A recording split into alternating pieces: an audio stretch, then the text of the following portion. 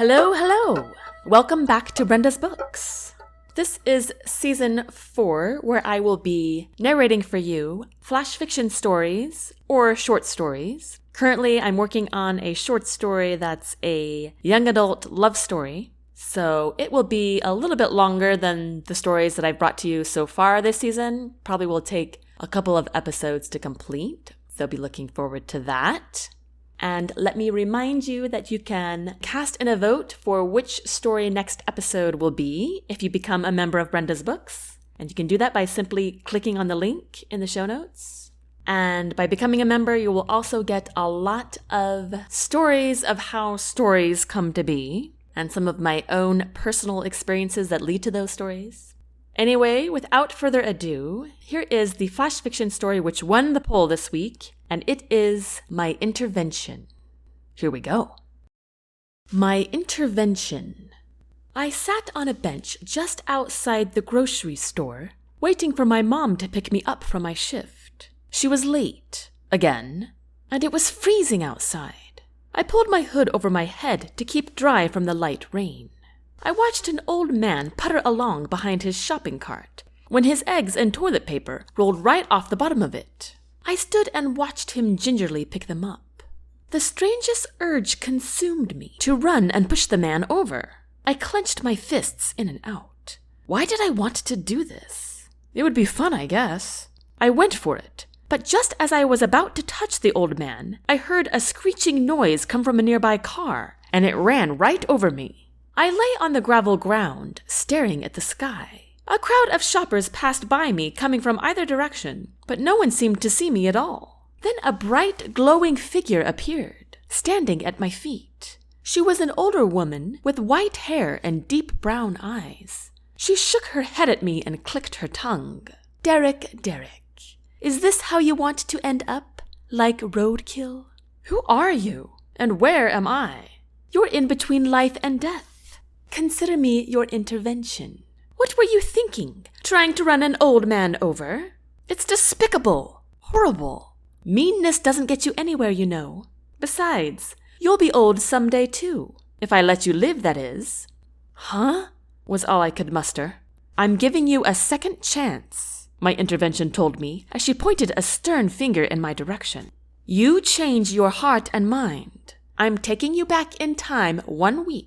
If you've proven you can have some kindness in you, I will cause the girl who ran you down with her car to swerve another way.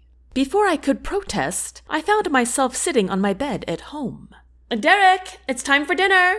Ugh, Mom's cooking was horrible. I felt like yelling, "Sounds disgusting!" But instead I yelled, "Okay." Mom's lasagna was mushy, but she cooked the asparagus just right. So I said, "Thanks for dinner, Mom." She stared at me like I was a ghost. The next day at school, I saw Tim, a little dweeb, next to my locker, opening his own. He was always in my way. Or maybe I was in his way. I felt like telling him to shove off, but then I noticed Stacy, the paralyzed girl, sitting in her wheelchair next to him. He held her books in one hand while trying to hang up his backpack with the other.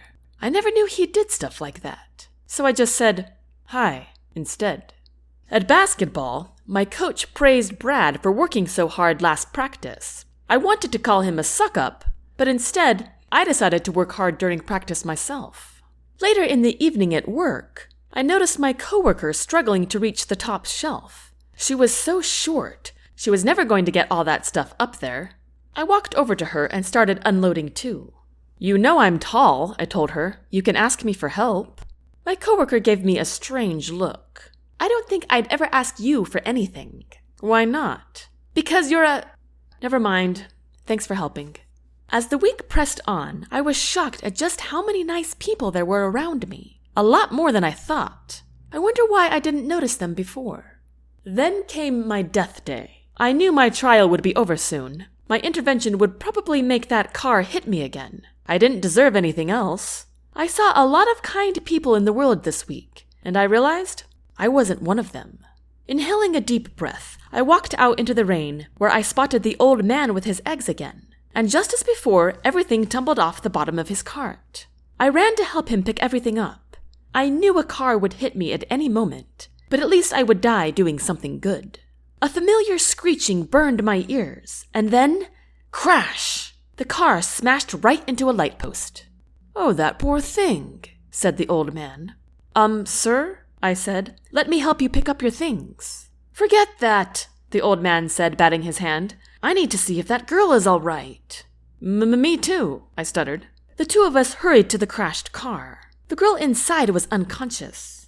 I pulled her out of the driver's seat and lay her on the ground, where I started rescue breathing, while the old man called 911.